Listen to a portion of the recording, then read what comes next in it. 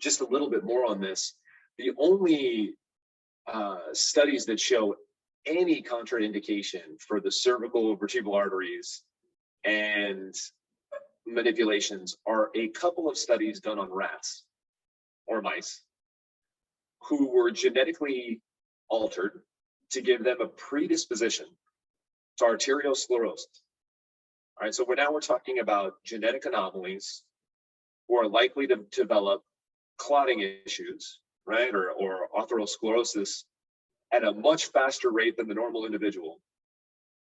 And in those particular mice, they found, or rats, they found that there was a little disturbance in blood flow when they did manipulations. There was no strokes. There was no momentary collapse of the vessel that caused a transient ischemic attack. There was none of that, right? None of that actually happened. There's actually one study that's really interesting. Some of you guys probably know the extension and rotation test, right? You look for nystagmus, and you look to see if somebody gets lightheaded.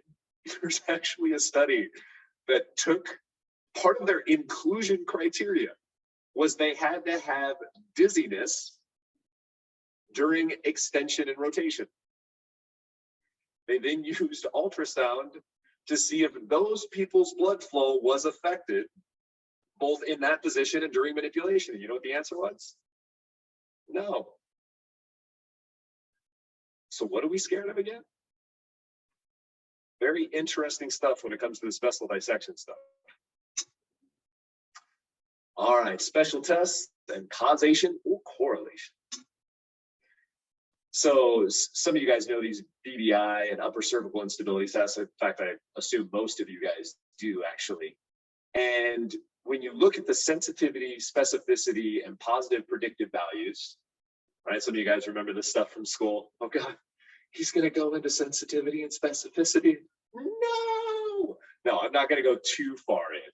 But what we do know about these tests is they only reach a level of fair, right? Fair predictability, fair positive predictive values, fair sensitivity.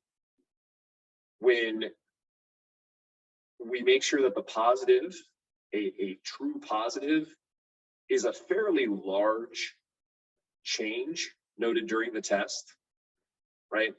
So like I mentioned here, 4 millimeters or combining multiple grades. You know, some of these tests are like, is it a grade 1, grade 2, grade 3, or grade 4? It's like, well, if we combine grades 1 and 2 and combine grades 3 and 4, and you only use 3 and 4 as a positive, then maybe we reach fair sensitivity.